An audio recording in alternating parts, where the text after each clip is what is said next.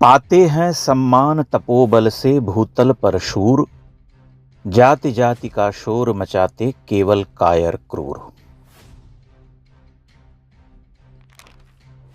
दिनकर का नायक रश्मि रथी में कहता है। हालांकि उस नायक से दिनकर बड़ी मनगढ़ंत बातें भी कहलवाते हैं जो कि महाभारतकार महर्षि वेदव्यास ने नहीं कही।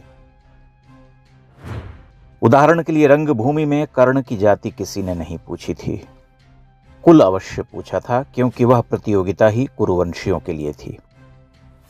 लेकिन जाति का कड़वा सच हमारे मानस में कुछ इस तरह से मिला हुआ है जैसे हवा में ऑक्सीजन मिली होती है।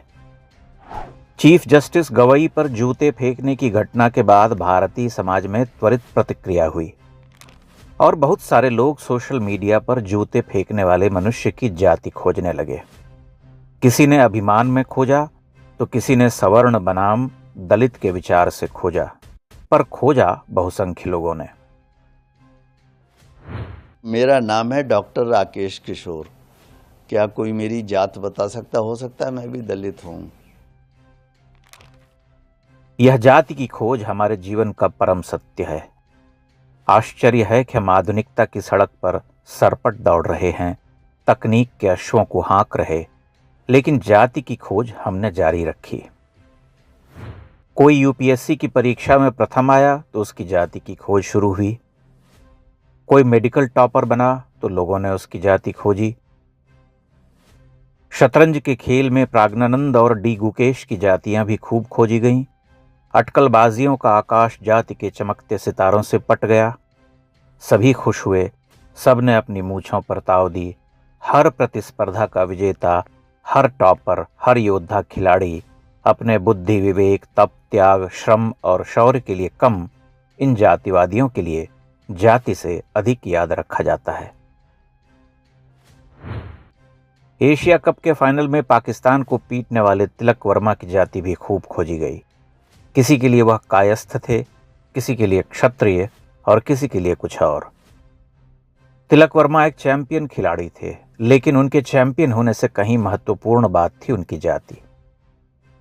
हैरान करने वाली बात यह है कि जातिगत पहचान की यह प्रवृत्ति भारतीय समाज में एक सातत्य में देखी जा सकती है, बल्कि आधुनिकता के साथ वह बढ़ रही।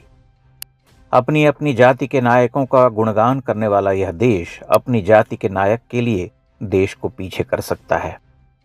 देश नेपथ्य में चला जाता है, जाति आगे आ जाती है। जात्याभिमान बुरी बात नहीं, किंतु उसके लिए ऐसा पागलपन भी ठीक नहीं, क्योंकि तब वह मानसिक रोगी हो जाता है। रावण को भारतीय समाज ब्राह्मण कहता है। वाल्मीकि रामायण में रावण खुद को क्षत्रिय और योद्धा कहता है।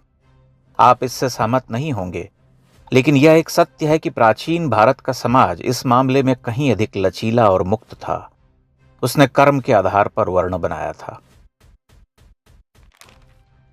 आज भारतीय समाज को अगर अपनी सभ्यता संस्कृति की रक्षा करनी है तो जात्याभिमान के साथ राष्ट्राभिमान भी करना होगा और राष्ट्र के लिए जाति की जकड़बंदी का त्याग करना होगा, क्योंकि हर अच्छी बुरी घटना और सफलता असफलता के बाद जाति की खोज जातिगत विद्वेष और अंततः संघर्ष की ओर ले जा सकती है।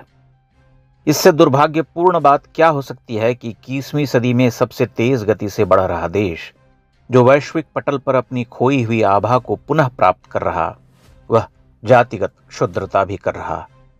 हमें इस विद्वेष से बाहर निकलना होगा। रविंद्रनाथ का अमर गान ध्यान में आता है।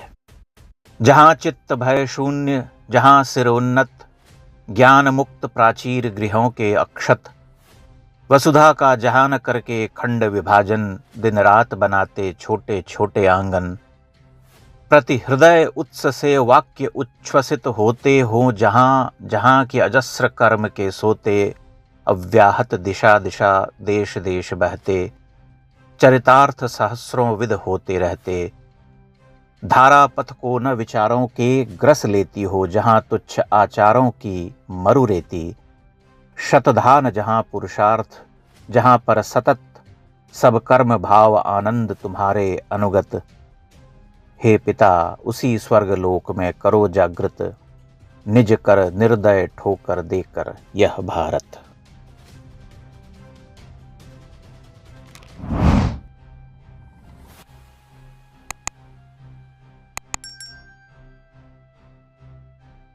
इंडेक्स ऑनलाइन के वीडियो समाज को समर्पित हैं। आप इनको डाउनलोड करके जैसे चाहे वैसे प्रयोग कर सकते हैं।